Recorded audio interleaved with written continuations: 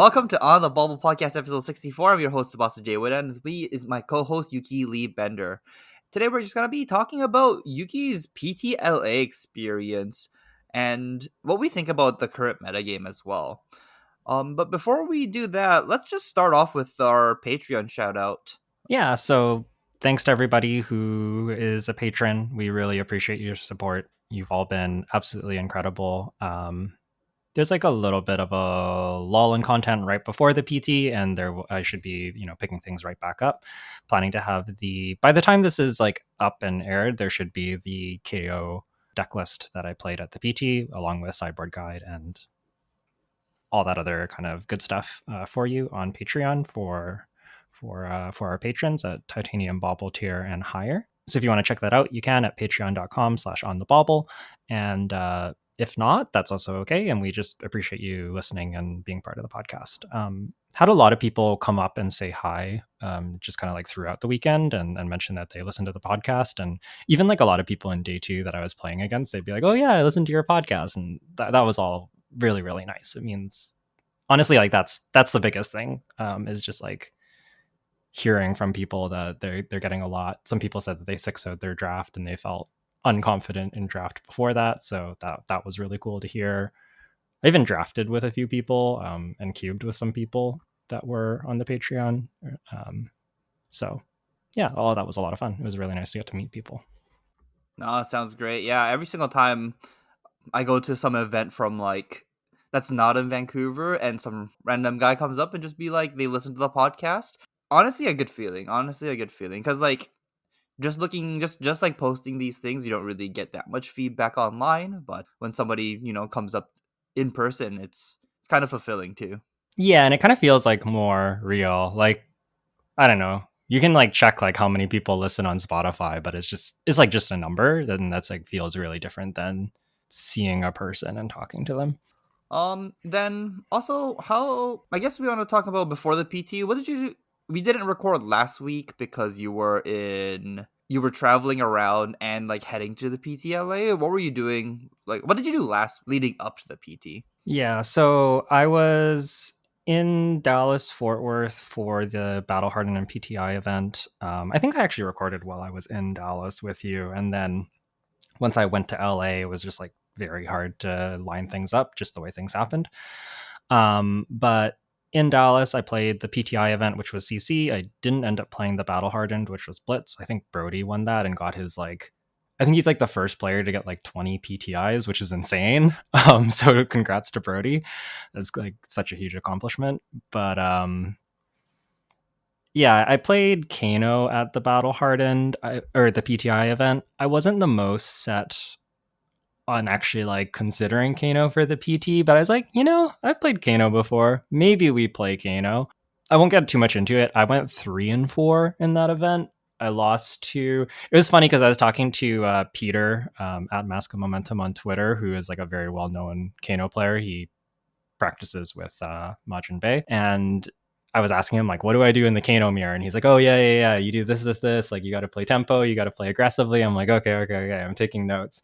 And then I'm like trying to find an Alluvian because I didn't have the Alluvian, and I like found it like just before my match with him because like I got paired in like the next round after asking him what to do, and I'm like trying to find an Alluvian from somebody to borrow.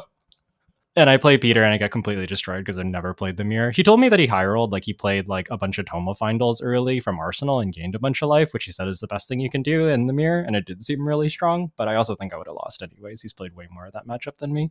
I lost twice to like once to Sandcopper, once to Oasis in like spots where I felt like I navigated the game pretty well. And then I lost like the most cursed game where I got like pummeled by a KO.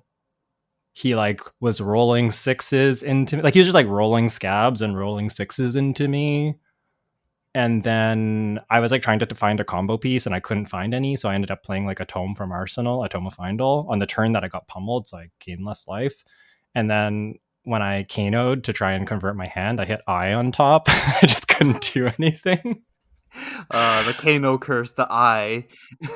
Yeah, that was the most cursed game. And then after that, like I kind of like filtered my hand, and I was still looking for combo pieces because I hadn't seen any, and I drew all my wildfires, and he was like attacking me, and I'm like, I guess I have to go off with like a bunch of wildfires in my hand and no blues and like not a good arsenal, because if I just block with these wildfires, I lose, and if I don't block with these wildfires, I die. It was like the most awful game, and so that kind of got it out of my system. I did not want to play more Kano.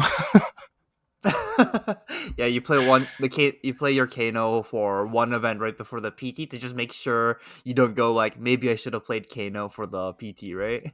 Yeah, because people were talking about it. I do think that the deck's actually a pretty good choice if you were like well versed on it, but it was also just like, like playing the KO who had like extra spell void and Oasis in his deck. I'm just like, man, like I'm not like I don't know about all this. I'm sure that if you're a very good, there were some very good Kano players that did very well, but I did not feel quite practiced enough to want to play that deck through all the hate and through all of the inherent variance that the hero can sometimes have. That's fair. That's fair. So that was my Kano adventure. It was fun though. I enjoyed it. And honestly, the PTI event was like kind of the perfect testing ground for it because PTI events aren't rated. I think they're changing it so they will be rated soon, but at the time they were not rated. And yeah, it's just like a somewhat high stakes event where I can't just lose a bunch of elo for playing it, but I still get to have the experience of playing a tournament with stakes. So yeah, it was a good experience, and I learned that I don't think I would register Kano, but the deck's a lot of fun. Like I've been playing it, I've been in testing, and I like the deck. It's enjoyable. I don't know. Yeah, Kano is like a Storm player's dream of like just being able to do so much on every turn, or do nothing Mm-hmm. honestly, and just block for 12. Yeah, sometimes you just sit there and block, and then you have it, and they explode. Yeah, it's Kano's a very hard deck to play. There's just so many decision points and so many different things you can do. And all I know is the best thing Kano does on turn 0 is activate Kano, play Epod off the top is like the most demoralizing thing like facing against the Kano was when they just go like Epod off the top on turn 1 or like Deja Vu off the top on turn 1. And I'm like, no, how do I ever race this now? Yeah, I was playing against Ellie at the airport while we were waiting to like she was flying back to Dallas, I was flying back to LA, and she was trying some Kano. And I think in like both of our games, she was like, turn 0, I'm going first, Kano, E-pot off the top, E-pot from hand, go. And I'm like, well, I'm dead. Like, I don't know, the game's over. Yeah, the Kano high rolls are so real. Yeah. And then of course, like later, it's like off the top, I hit a sonic boom into a tome, into another sonic boom, into a swell tidings. And I'm like, okay, goodbye. Yeah, that hero can do some pretty crazy stuff. It's a lot of fun. It's a lot of Yeah, fun to be the Kano player. It's less fun when you're like playing Azalea, and I'm like, I sure did draw 10 reds in a row. That's cool. yeah, mostly decks that don't get to play blues. Even having AB doesn't mean anything, or even having Oasis doesn't mean anything. Yeah, yeah. So, anyways, that was Kano. That was the PTI event. Leading up to LA, there was a lot of testing, of course. I got in on the Monday. And then there was also like an advertisement that I was a part of and some other players were a part of. I don't want to say too much about it, but you'll be seeing it. It was a Flesh and Blood advertisement, and it was really cool. They had a bunch of people, like a bunch of fab players that I think people will recognize in the ad. And that was a ton of fun. We were just at like an LGS filming for most of the day. It was pretty cool. A lot of people were just like extras and like basically just like sitting there testing for the PT, but like, they were like in the background of like the advertisement that was happening. And yeah, that was a lot of fun. That was a cool day. And actually like a very productive testing day. That might have been the most productive testing day because they're just like, okay, you're on set, you got to be playing, so you're like forced to like sit down and play games all day. So they force you to play test with each other.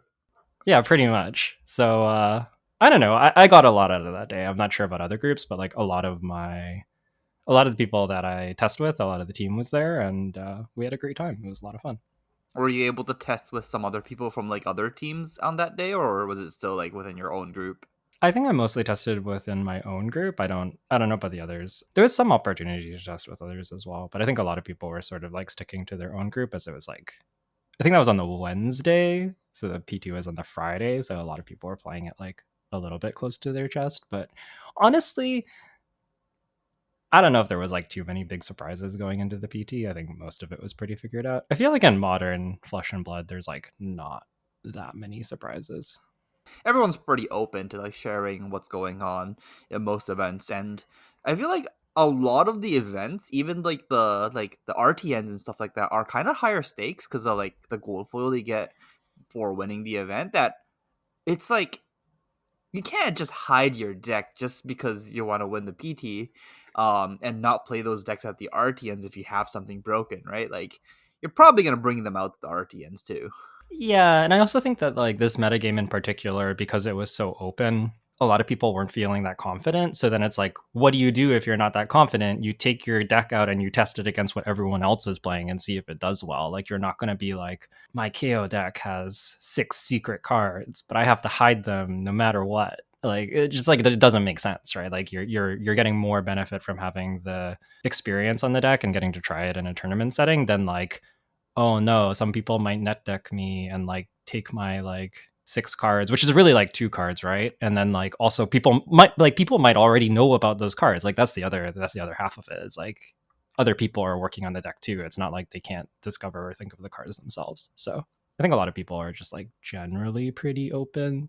There's maybe like I'm sure there was some spicy stuff, but for the most part it was sort of what you would expect. Awesome. Let's just talk about the PT metagame then. So for PTLA, we had 388 players show up to the event. The most played deck was KO, which you were on as well, right? Yeah, I brought KO. I has sort of like last minute thought about switching maybe to Kano, but mostly to Dromai. But then I started playing Dromai and I was just doing a lot of losing, honestly, in testing. I think the deck's very good. I think it was arguably the best deck going into the event. Either KO or Dromai, I kind of felt like were the best decks. Yeah, I think the deck's great. I just didn't really have enough experience for it, and I think with like most of February being occupied by like moving and painting the house and everything, it was hard to like get the reps I needed onto Dromai. So I just went with KO, which was a comfort pick, and also just a very good deck. I felt very good about the list that we ended up registering. Yeah, so looks like that was like about 20% of the field. And the next most played deck was Dromai at 52, as you mentioned, the other deck you were considering. So 52 players on Dromai. Third most will be Dorenthia at 29 players. Kind of wanted to ask you about the Dorenthia decks. I have heard a little bit of things about Hatchet Dorenthia or Dawnblade Dorenthia. Which one did you see more of? So definitely hatchets. There was both. Even at top tables, there was both. But both of there was 2 Dories and top eight. Well, we'll talk about the top eight later. But there was 2 Dories and top eight. They were both on hatchets. I think most of the Runaways team brought hatchets Dory, and quite a few of them were at top tables.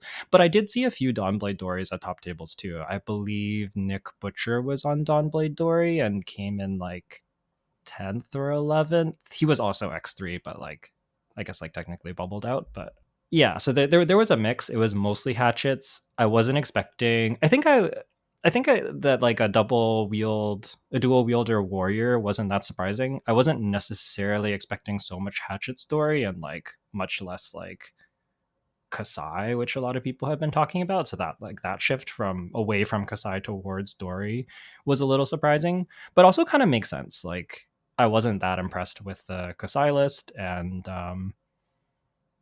I think Dory has some more game into Dromai in particular because you get the like if you hit a dragon, you trigger Dorenthia, and then you can like attack Dromai, and then if you can go again, you can attack Dromai again. So you can sort of like still attack her twice and also clear a dragon. You also get like Spellblood for Dominate to close out the game. So Dory actually like surprisingly good into Dromai, and yeah. So I was like a little bit surprised to see Dory, but we also saw Hatchet's Dory at I believe it was like a Battle Hardened or PTI event the week before. So I suppose you could have predicted this deck doing well. It was just more represented than I maybe thought it would be. Then we also have Victor at 28 players. Not much to say there.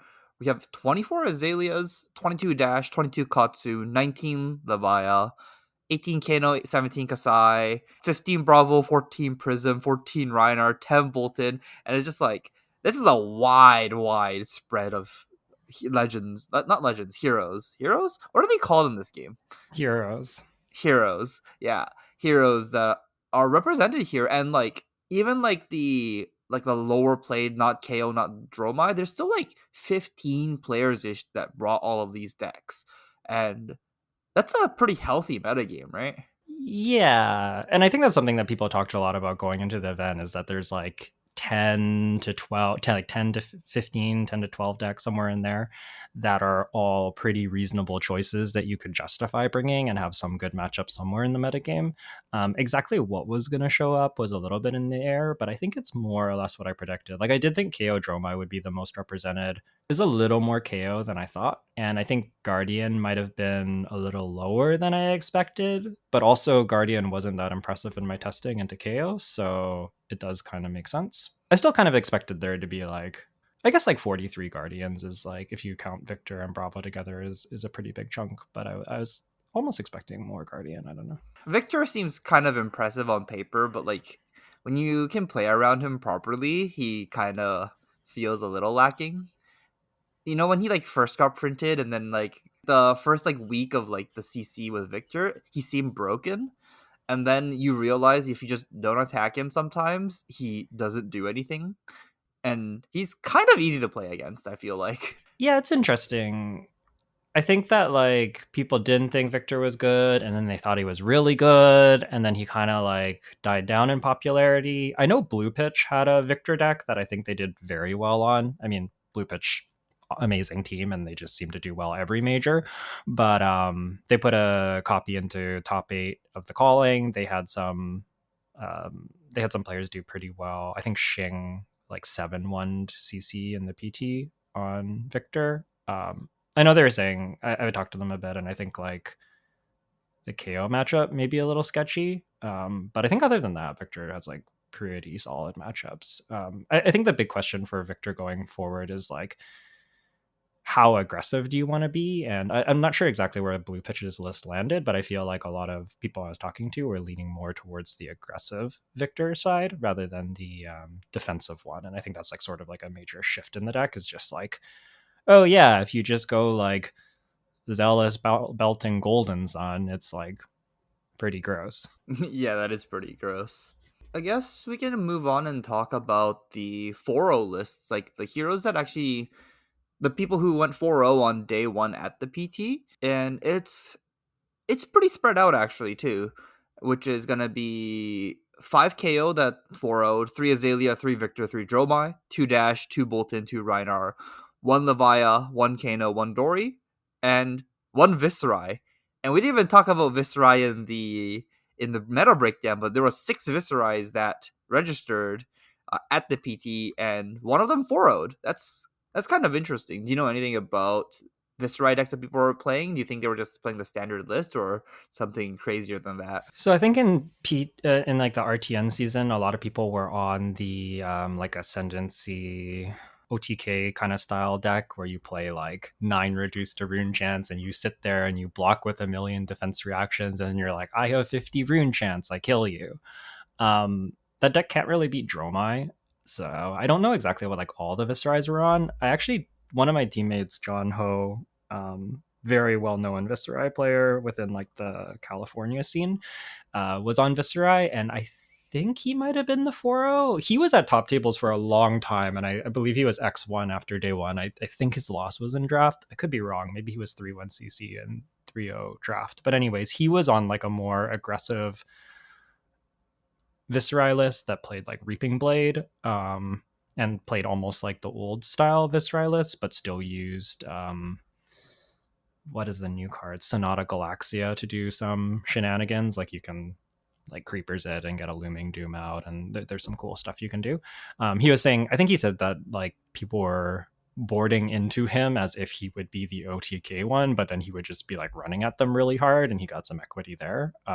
He did really well day 1, but then his day 2 was kind of tragic. I think he like died to warmongers, and like It's sort of funny because like everybody moved off of Viscera because of Warmongers, and then nobody was playing Warmongers, and then he still died to Warmongers in like day two. Yeah, well, some decks get to play Warmongers for free, like Katsu and Dash typically gets to play Warmongers. I guess Dash depends on the variant, but I yeah, think it was something weird, like it might have been like a Bolton playing Warmongers or something. that's unfortunate. Yeah, it was like not. It wasn't like a deck where you're like, yeah, that's a free roll. It was like something where I was like, dang, they really wanted to get you. It might have been for Azalea, to be honest, but yeah, pretty funny. Yeah, when the catch all sideboard card also catches your deck, sometimes it feels really bad. Yeah, yeah, definitely. So yeah, again, not too surprising. Pretty even spread. Bolton doing really well. There was like only 10 Boltons, two of them went 4-0. There was actually like a few Boltons at top tables even towards the end. None of them made top 8, but I think a number of them were quite close. So Bolton having a pretty good showing, I think largely Raiden based on just like walking around the room and sort of taking a peek at things, but I didn't like look super closely at their decks or anything. Before we move on, how did you do at the PT? At least in CC. So I went 9-5 overall. I 2-2 CC on day one. There's a full write up and tournament report in the Patreon Discord, so I won't go into like full detail here. But I went 2-2. I lost to a boost dash who just like ran very hot, and I lost into a Levia where I think I made a misplay and some of my prep was maybe not as good for this event as it could have been, and I think that kind of like punished me in that. It was just like one of those like, do you block for 3 or do you arsenal a card when you're at low life totals? And I chose to arsenal the card, and then Levia hit me and I had to block with 3 cards, and I had a red pulping in hand, and in my pulping didn't play the wild ride in my arsenal. So then I just had to pass with a no block in my hand. But if I had 3 more life, I could have just played the pulping with them at 2 and I would have just won the game. So that felt kind of bad. I think that was like almost like objectively a punt that like if you're playing a bunch of the no blocks, you probably should be prioritizing your life total over arsenal when you're low, because otherwise you might just draw it and explode, and that's kind of what happened. So that felt a little bit bad. I 3-0'd my day 1 draft, 2-1 to my day 2 draft. Oh, sorry, 1-2 to my day 2 draft. I was like the 4th hero on both of them, which is unfortunate. Like I was like a 4 of warrior, and then I beat the 1 of brute in my first draft, and I went 3-0. Wow, that's crazy. My deck had good cards. Like I got like a late. I was like, I think around like pick 4. I was like, I don't know if I'm supposed to be warrior. I'm gonna take this like blue assault and battery. There's not that many good warrior cards. And then I got past a 5th pick, take the upper hand red, and a 6th pick, wage vigor red. And I'm like, okay, we're warrior. And then warrior was super cut. I think my deck had like 6 blues. But then in my finals game, I just kind of like drew the blues when I needed them, and my deck lined up really well and just kind of like exploded my opponent. So never punished. Yeah, yeah. Sometimes you draw the right half of your deck and you do some really powerful stuff and your opponent blows up. Yep. Makes sense. Makes sense. I had 3 starting stakes in my deck, and honestly, they were so sick because I would like the way that it lined up in some of my games was like my opponent has an agility. I hit them super hard with like, because I draw my blue with some of my reds, and then they like take damage and they want to hit me back with their agility, and I'm like, oh, I have 2 starting stakes in my hand. This is awesome. Man, starting stakes is, I think, like one of the most underrated cards in the set. I think that card is just good. It's like it's a yellow for Kasai's ability and it blocks for 3. Mm-hmm. And it's just not an attack, so it doesn't trigger like hot streaks and all the other abilities. It's so good. I love that card. Yeah. I showed some of my teammates my deck and they were making fun of me for 3 starting stakes, and then yeah, I don't know, just had it. I 1-2'd my 4 of KO draft though. That was a little unfortunate. I see. Just bad variants on the draw discards, or No, I played into the 2 of warriors twice. One of the games I just kind of got slaughtered. It wasn't very close. There wasn't much I could do. I guess like technically like I lost the 50-50 on a draw discard because I was like in a spot where I was like, they did like vigorous wind up with engaged swift blade for 10, and I'm like, well, I can block with this 3 block, but they have 1 floating and then they're going to sabers me anyways. So I think that the play is just like bare fangs, hope that I discard the red that's in my hand and draw into like a blue or a yellow so that I can either claw or play the wage might in my arsenal and get 2 attacks, rather and just like give up the 1 life for it. But I draw and discarded a blue pack hunt and then didn't get the +2 on my bare fangs, and I was sad. But I think it was still the right play. I was like way behind. I had to do something. Like just saving 1 life there was like, okay, I'm at 4 and they're at 10 and I bare fangs and it still would have been a whiff. Like it wasn't gonna win. So Yeah, yeah. like, I guess even if you hit that Bear Fangs, it doesn't guarantee you to win either, right? It doesn't guarantee me to win if I hit, but it's like, At least gets you back in the game. yeah, like I would be returning for like 15 damage when they're at 10 and I'm at like 3 or 4. So it's like, I don't know. It's not good, but it's okay. Yeah, it'll been a closer game. They probably block for like 7 or 8, go to 3 Yeah. as well, have 1 card in hand, something like that. Yeah. Yeah. I understand. I understand. This Yeah. format's kind of ridiculous sometimes.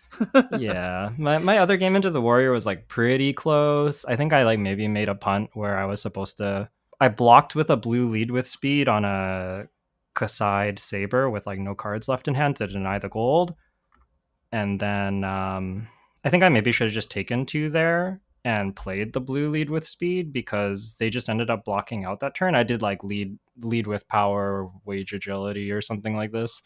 I think I maybe should have just also played the lead with speed instead of blocking for 2 with it. And then I could have converted the following hand, but instead I just like drew a bunch of blues and didn't have an agility. And I was just like, this hand doesn't convert. This is not very good. And then they killed me.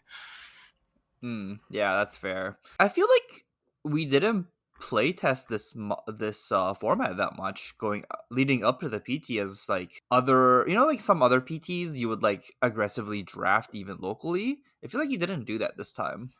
Yeah, I felt really underprepped for this PT, especially in limited. I think it did hurt me a little bit. Overall, like pretty happy with how I did. I think like 9.5 considering I basically had like 2.5 weeks to prep is still like pretty good. And I was, yeah, overall pretty happy with how I did. But yeah, I was not feeling that confident about this limited format. Ready to be moving on to a new limited format because I don't know. This format was cool. A lot of people liked it. I think it had some fun things. I didn't like Clash. I'm sort of mixed on this format. It was okay. I don't think it was my favorite though. That's fair. That's fair. How did you feel? I do not like this format. I think a lot of the locals know that I don't like this format, but yeah, I think it's too high variance for my liking, and a lot of the games are decided by. I feel like it's decided by luck more than skill. When the games are close, so not a particular big fan of this set. But I think it is a good set if you are playing with like more casual friends. Like if I were to play draft with more of my casual friends, I would probably recommend this set.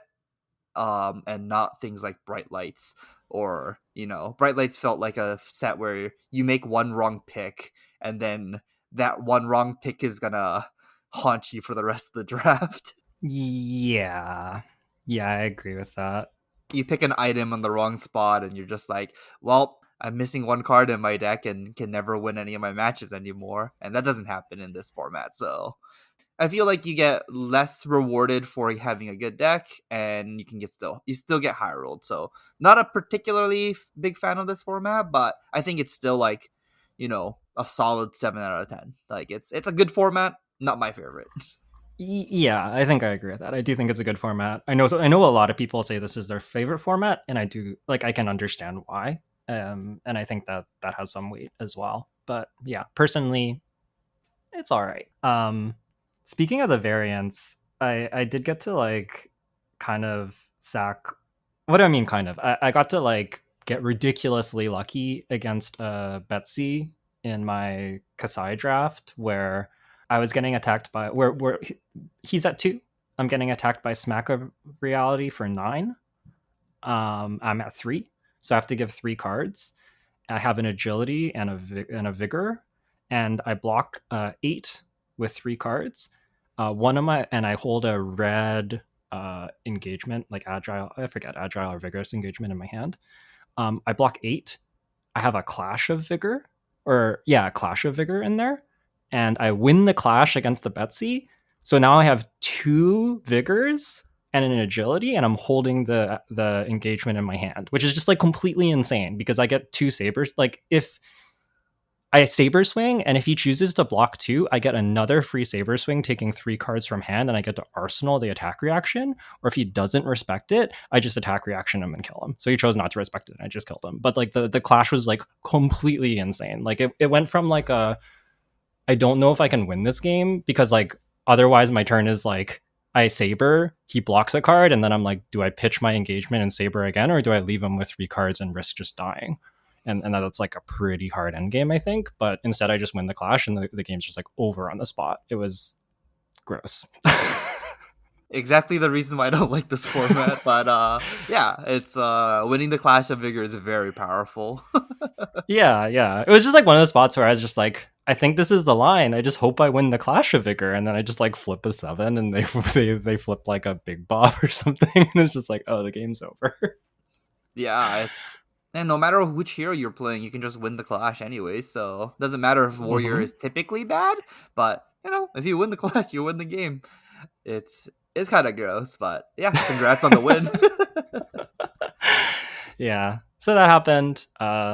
I was X2 going into day 2, 1-2'd my draft on KO, 3-1 CC. I lost the last round to Sam Sutherland's, again, boost dash, ending up 9-5. Had I won that round, I would have been top 32, but I didn't. That game was kind of soul crushing. He played very well, but it was like turn 0, Teclo Pounder.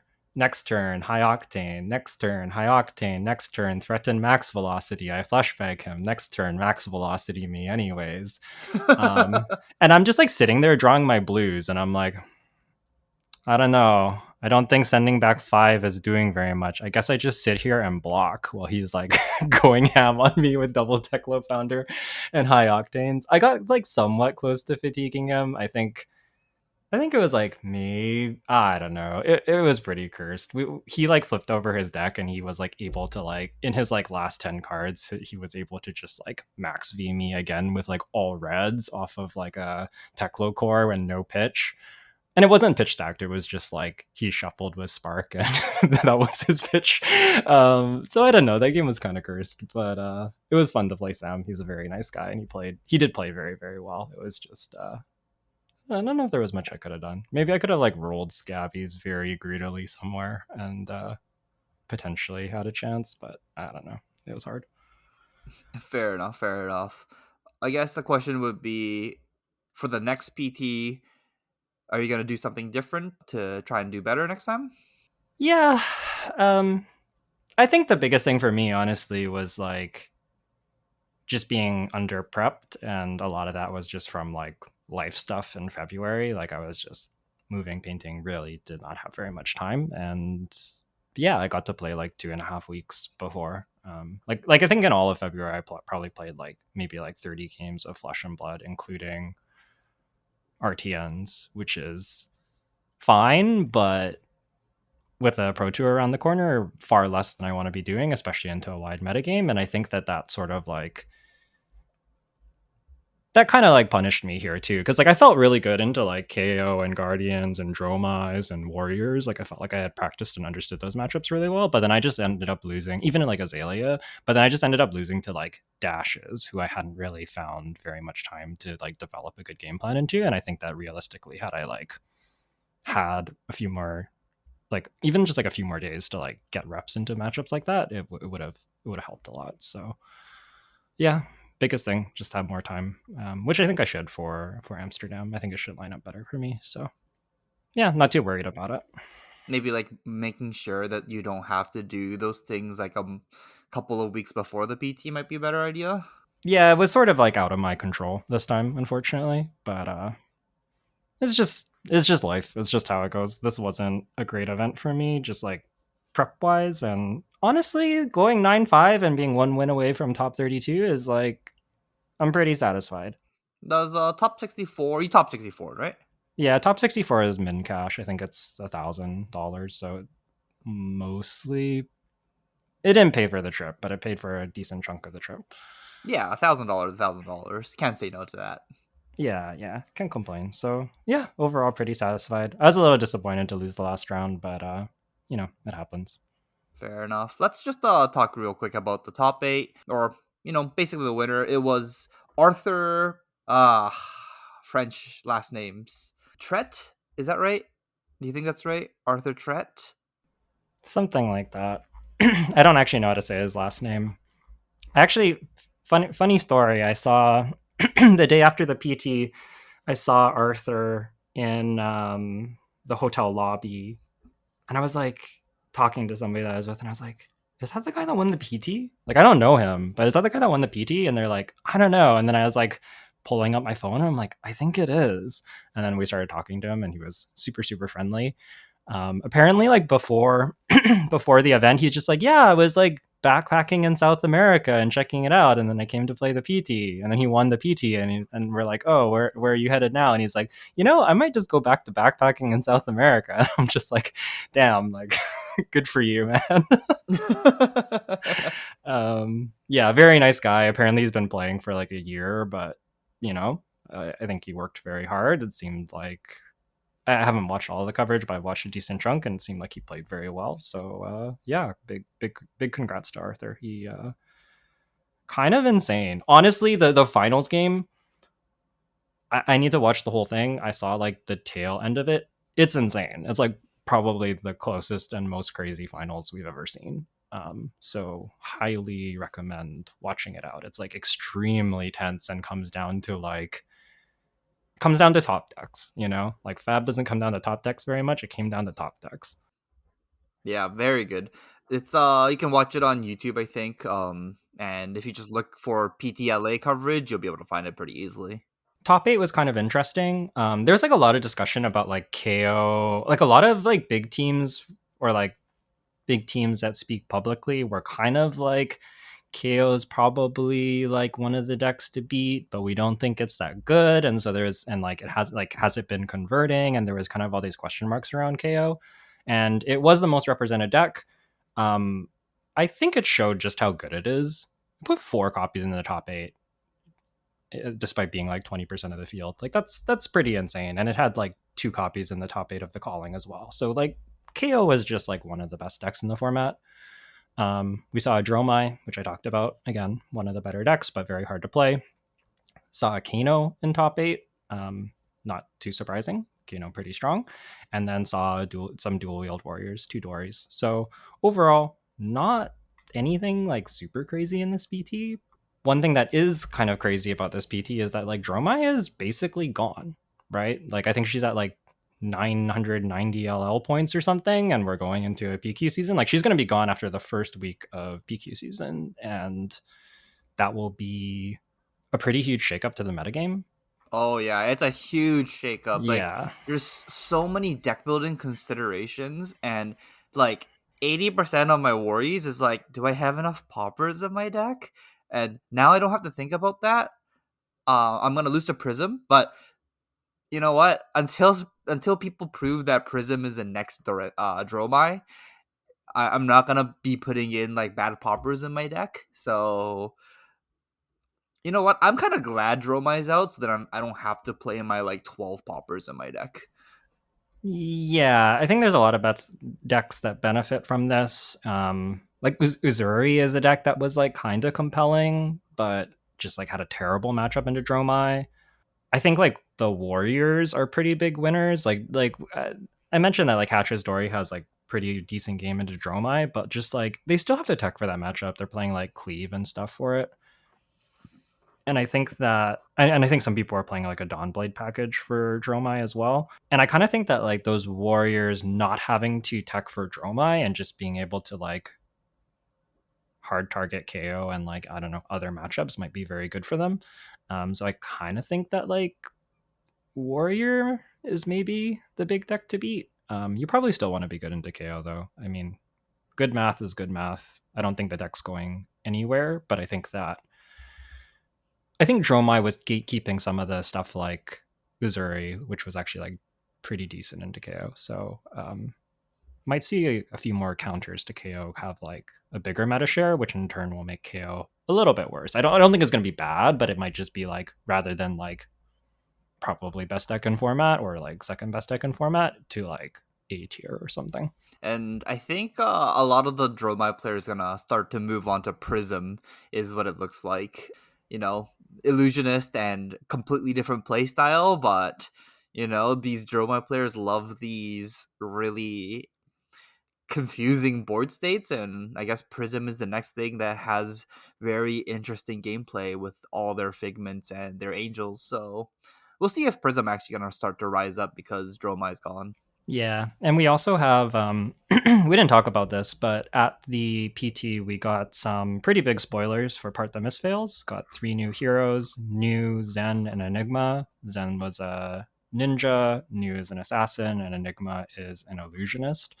And so those heroes are going to be coming into the meta like just after ProQuest season. So we do have another illusionist on the horizon, and we don't know everything about these heroes. There's so much to speculate on, so we won't go into too much detail right now until we know more. But it seems like the mystic talent, which is what comes out of Mysteria, is like based around blues in some way, and there's also like some alternative resource called chi that we don't know exactly how you get. Pretty interested to see what's going on there. So I think we'll see another illusionist. It looks to be like spectral shield focused and perhaps like ward focused. Like I kind of wonder if a lot of those like spectral kimono and like random, like we have all these like random like ward cards that were printed into the generic illusionist card pool in expansion sets that just like didn't do anything, and I kind of feel like Enigma is going to be the hero that takes advantage of those. So yeah, illusionist players have a lot to look forward to. Honestly, I'm kind of excited for Mysteria. I feel like this metagame super healthy, super interesting, but also like I'm kind of looking for a deck that I really, really like. There's nothing that I liked as much as like Icelander, Lexi, Prism. Like those are my favorites, and KO's okay. He's fun. He's good, but I'm kind of looking for something new. Yeah, it's because you helped LL all of them out of the format. Oops. If you stop winning with these decks, then they'll stop LLing. I actually didn't put any LL points on Icelander. Oh, no RTNs or PTI events? No. Oh, okay. I topped a bunch of stuff on Icelander, but I never actually won anything. I see. But you put a lot of points for Lexi, though. Yeah, I won a calling on Lexi and the Nationals. So Yeah. Okay, let's move on and just briefly talk about the calling. The calling metagame share was kind of very similar to the PT metagame share. There's just a little bit more players. Actually, don't know exactly how many players showed up, but the metagame's very similar. There's like 83 KOs, 57 Dromais, and a bunch of Victor, Kasai, Lavaya, Katsu, Azalea, Kano, so on, and just all the decks that we mentioned earlier in very similar, meta breakdown shares. I guess a little bit more Lavaya than we saw at the PT. yeah, and a bit more Kasai as well. Yeah, it seems like there's a lot of like Lavaya enthusiasts at like maybe at the local, not the local level, but like more of the casual level. There's a lot more people who like love Lavaya. Even on like some of the, it's weird. Like even on some of the big teams, there's people that are very fond of Levia and think very highly of her. Even though like I've talked to some like very strong players that had some pretty good opinions of Levia. Levia has some like weird trade-offs where the deck just has like a ton of inherent variance and can kind of lose to itself, which I think makes it like hard to do well at a 13 round event where you play the 13 rounds of Swiss and then you still have to win top 8, and like it's just like hard if your deck loses to itself a couple times in that process. But the ceiling on the deck is absurd. Like when Lavia is doing Lavia things, she just, yeah, I think she has like the biggest ceiling of maybe any deck right now. No, probably Katsu has the biggest ceiling, but Lavia is also way up there and has a bunch of equipment. And Yeah, Brew has very good equipment right now. Has the Apex Bone Breaker, is that what it's called? yeah. The arm piece? Mm-hmm. Yeah. Has Fleshbound Scowling for the headpiece, has Scab Skin Lizards for the leg piece, and then obviously the chest piece you gotta play Tunic. then Levi just gets a random Carrion Husk sometimes, right? Like Hmm. Carrion Husk is a messed up card, and they still get that card. It's crazy. Yeah, and when you get a flip into Plasmafet, you just have like 5 intellect for a while. You still get to do like Blood Rush Bellows with 2 claws type stuff. You have like Endless Maw as another 2 card 9. So like, look, I get it. Art of War, banish Slithering Shadowpede. You get to play the Slithering Shadowpede is just gross. So yeah, Leviathan does some like really super powerful stuff, but I don't know. A lot of the blocks I see out, a lot of the decks that I see out there have like a billion non-blocks, and I don't know. I've seen the like I played a Levi at RTN that just went like they took everything. They went like I don't know if I told the story. They took everything. They went Smashback Alehorn, pitch a Terra Limb from Limb, play a Terra Limb from Limb, discard my Slithering Shadowpede. Then they couldn't play an attack because they were hoping to keep the Shadowpede and discard something else. So they just clawed me for 3. And I think they took like 15 or 18 damage, and they just like went like might agility claw you for 3, and I'm like, cool, give you thumbs up. My turn, I hit you really hard again, and they're like, yeah, I die. Yeah. Levia has all the brute problems and has extra blood out problems. So it's it's interesting. I don't think I would ever be able to have the mental. I won't ever have like a good enough mental state to be able to play Levia and be sane after the end of a 10 round tournament. I don't think, but some people do. So props on them. Yeah, yeah. I don't even think I have the mental state to be able to play KO because that deck still plays some draw discards. Except that deck's super consistent, but I still don't like the randomness of like having to sometimes roll scab skin leathers. Yeah, there's a lot of discourse about like how much you should be rolling scabs, when you should be rolling scabs, how much you can handle the variants. Someone on my team was just like, or well, Ellie on my team was just like, oh, you've really like done a lot of mental gymnastics and like psyoped yourself into believing KO is fine because you just like miss your discard, have terrible stuff happen, and you're like, it's okay. And I'm just like, I don't understand how you think this is okay. You like discarded a Blood Rush Bellows to your Bare Fangs. I'm like, it's fine. I still attacked for 6. I don't know. She's just like, you're crazy.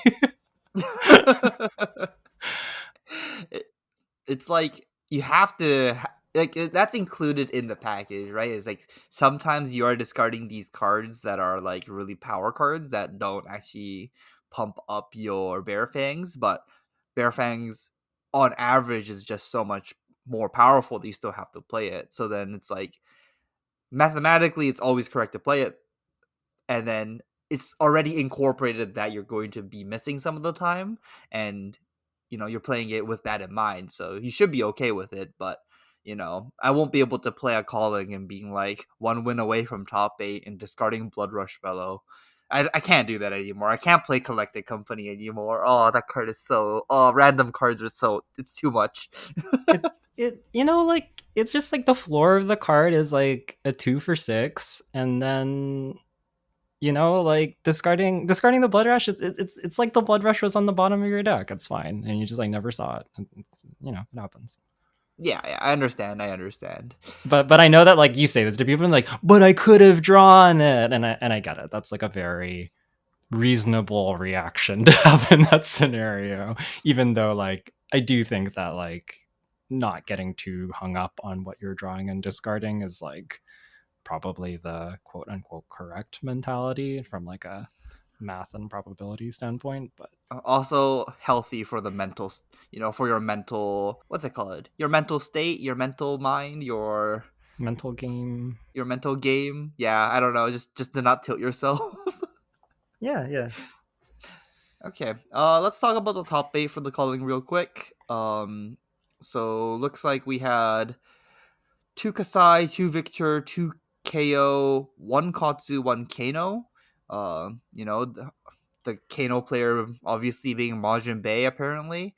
I see his name a lot now, and it's always on Kano, so congrats on him for...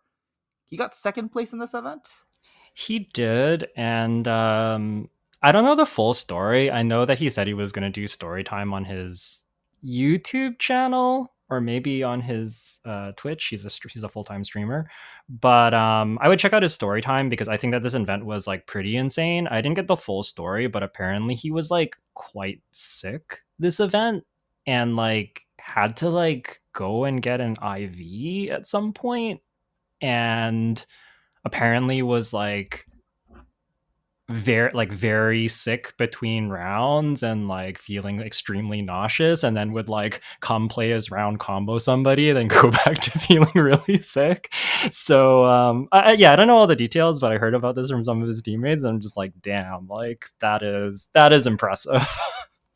That's a run to talk about. That's Yeah, story time for sure. You have for life. yeah, I'm definitely gonna listen to his story later because yeah, talk about fortitude to still come in second through all of it. Is that's insane. So huge shout out to Majin. Yeah, but gets defeated in the finals by Matthew Dilks. And he was on Kasai. So, do you have any is it just like a standard Kasai deck he was playing? I believe it was Hatchet's Kasai. I haven't watched the game. I think it is on coverage. Like the calling wasn't generally streamed, but I think that they streamed the finals or recorded the finals or something. Um, Matchup should be good for Kano. I don't know exactly what happened. I'm curious to go watch it. Yeah. But yeah, I think it was like a Hatches Kasai list. So shout out to Delks, well known Canadian player. He took down our local and friend and my teammate Eric Lair, who came in, who made semis on KO. Man, we say this all the time. Eric's so good at the game. Like he doesn't really practice that much because he's like married and has a career and everything. But Eric's a sicko. Like back in the day when we were starting the game, like Eric was like the end boss. Like he played with like all the strong like East Coast Canadians. He played with like all the New Zealand players. Like he was just like one of the best players in the game. And I think he's like a big reason our area is so strong is like we all had to like get beaten up by Eric for forever. Yeah, that's true. It's true. The only problem with Eric is that he gets tired by the end of the event. So like Mm-hmm. he makes outrageous misplays at the very very end of like like PT the ProQuest top 8s, or like he'll just play so good and then he'll be like, I'm too tired, I lose. And it's just like, what where did this like what just happened? Like you just like were completely destroying the tournament and then just like you fatigued out yourself, like physically, like does not have the stamina to play 9 hours of Flesh and Blood in one day. He also just will like want to drop events randomly. Like I remember he day 2'd PT New Jersey, the first one, and he's just like, I want to drop from the event even though I day 2'd. I'm just like, dude, just play it. You day 2'd the PT, play day 2 of the PT. He's like, no, I want to drop. I'm like, do you want to play the calling instead? He's like, no, I'm just tired. I'm like, what the heck, man? I think my favorite story about Eric dropping is in Vegas. The calling Vegas that I ended up winning. He was also on Lexi. He was 3-1 in the tournament, and he walked up to one of our locals, Eli, who ended up top eighting, and was like watching Eli play, and he's just like, man, my draws this event were so bad, and I was watching Eli's draws and they were so good, and I got the message this wasn't my week, it was Eli's, so I just dropped even though he's 3-1. I'm just like, what the heck. It's just, I don't know, Eric's real good at the game, very interesting individual. Yeah, I think if he really um, wanted to win an event, I think he can do it someday. But I feel like yeah. his motivation feels like it's not there. Yeah, like I think he's really been leaning into the content, focusing on having a career and a wife, and yeah, I get it. It's not his priority, but yeah, very very very good player, and was super excited for him, seeing him in semis. Man, his game against, I watched part of his game against Nova. It was gross. He just like completely high rolled Nova to like, it was just insane. Like it was KO Victor, which I think is a pretty good matchup for him anyways. But like I think Eric ended the game at like 23 life or something. It was just like all gas, no brakes, like discard the beast within, draw exactly the card I need off the beast within, attack you for 1,000,000. Like it was just like, oh my god, like every turn cycle was insane. And then against Dilks, I didn't get to watch it, but I heard that it was like the ultimate low roll. So Yeah, yeah. You get the ultimate high roll in top 8, then top 4 you get the ultimate low roll. Seems pretty fair. yeah, yeah. So yeah, very excited to see him do well, and congrats to Eric. Let's I guess one more note is the battle harden in the same the battle harden in LA. Brody wins it again. Yeah, it was Living Legend finals. Is it really a surprise? Brody Spurlock versus Michael Fang. I just feel like they like obviously they're already there because it's the PT, but they are like the ones who go to like almost every battle hardened and PTI event. Like they're the ones like traveling and grinding these. They're just in the top 8 of like everything. Like I mentioned that Brody won the PTI event, or sorry, the battle hardened in Dallas like the week before. Like the kid's a machine. He's just so good. So yeah, congrats to Brody. Congrats to Michael as well.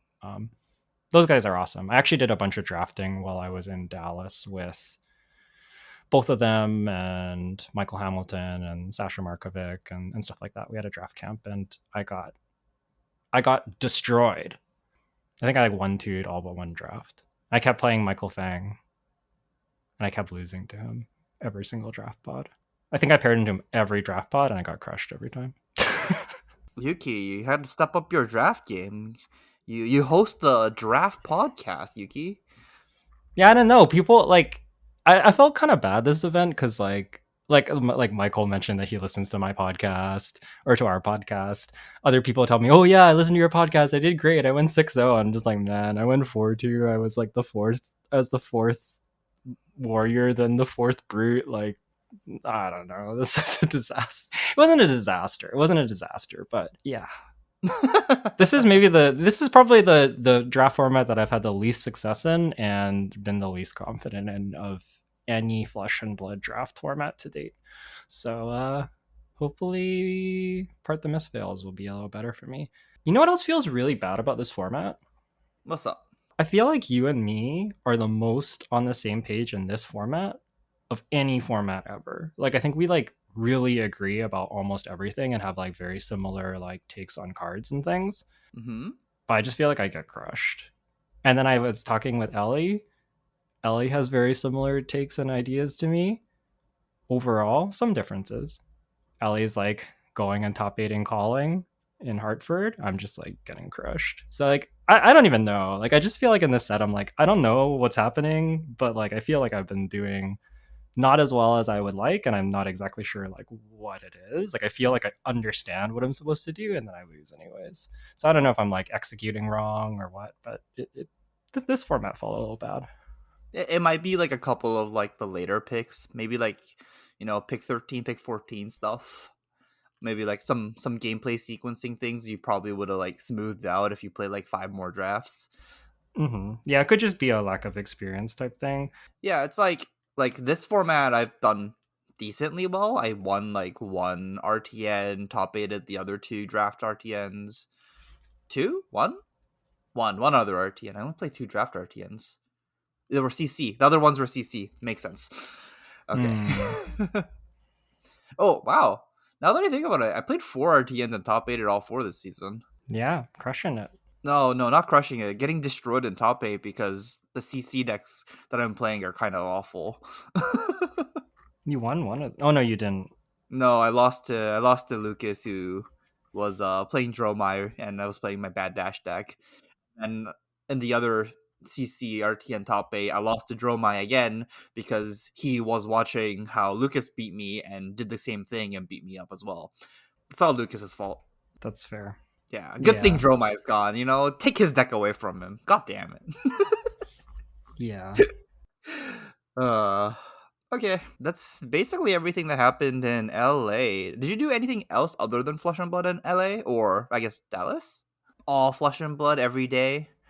Well, no, that's not true. I didn't do all Flesh and Blood every day, but I would say that I mostly did Flesh and Blood, and when we weren't doing Flesh and Blood stuff, it was like just chilling kind of a thing.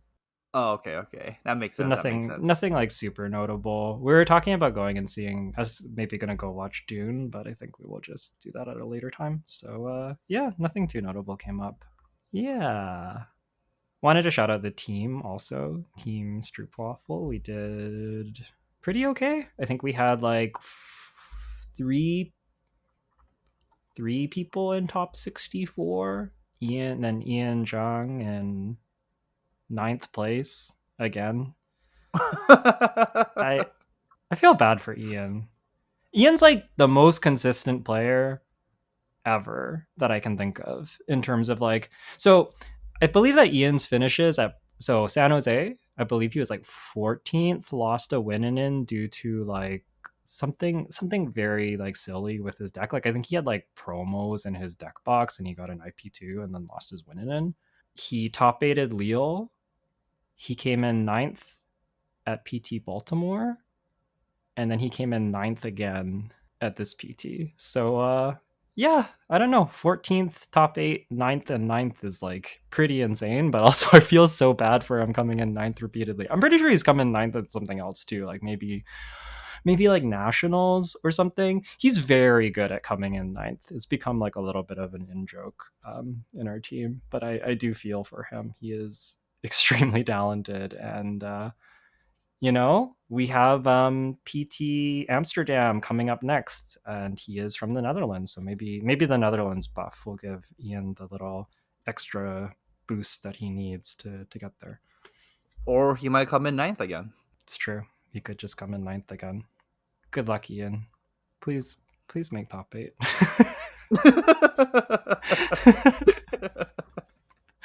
I believe in you. Yeah. Someday. Like he's a good player. He has to win some way, somewhere, someday, right? Yeah. All right. I think that's gonna wrap us up. Do you have anything else? No. Okay. Thanks so much for listening.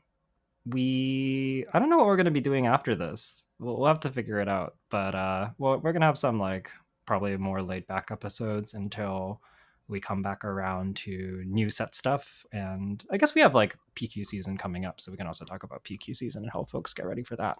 But yeah, I hope that you enjoyed this, a little bit of a different pace from our hero episodes and draft guides that we've been doing for a while, a little bit of story time. And yeah, thank you all for listening. If you want to submit questions to get asked on the show, you can do so in our Patreon Discord. We've had some members do that. Our mental game episode last week was inspired by a patron. So if you would like to, have things discussed on the podcast, please do reach out to us there. You can also get in touch with us on social media. So Jay is at Ueda J on Twitter. I'm at Yuki Lee Bender on Twitter as well. Or you can email us directly at onthebobble@gmail.com and give us your feedback or questions directly there. So yeah, that's going to be a wrap. And have a good evening or a good rest of your day. We'll see you all next week.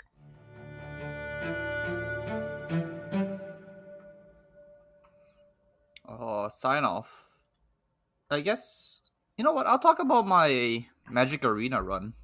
Okay. Uh, yeah. So on Magic Arena, there is a new format they released like a couple weeks ago called Timeless, and I kind of recommend this format if you have like enough wildcards to build decks. It's kind of basically what Timeless is they allow you to play with the original printings of any card that's been released on Arena. So none of the nerfs that happen on Arena or whatever. So you get to play with like Ragavan, Deathbright Shaman, Lightning Bolts, Show and Tell, Dark Ritual, Necropotence. If you played Magic before, you probably heard of all these cards like Minskimbu, Oko, like all the powerful cards that's like banned in other formats you get to play with. And I've kind of enjoying this experience of like being able to brew a deck and play it because there's no events for this. So no one's really like try harding and like, making a broken deck. And so I didn't go to LA because I wasn't qualified and I also have no money. So on Thursday, I was just like, you know what? Let's start up Arena and try and play some decks. And I made some pile of cards of like Lightning Bolt, Deathrite Shaman, Ragavan, Oko, Minskin and I went from like silver to mythic in like a 7 hour run, and now I'm like almost top 250 mythic in arena, which gets me qualified to the like some Magic the Gathering arena qualifier event.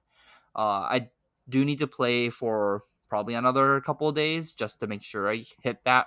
I keep that rank that I need to qualify. But honestly, I kind of recommend Timeless if you want to play with like really broken combos or like really broken things. Like yesterday I got Underworld Breached Tendrils of Agony comboed, like stormed off, like my opponent stormed for Tendrils for 10, playing Underworld Breach, Dark Rituals, and cards that let you fill your graveyard a lot.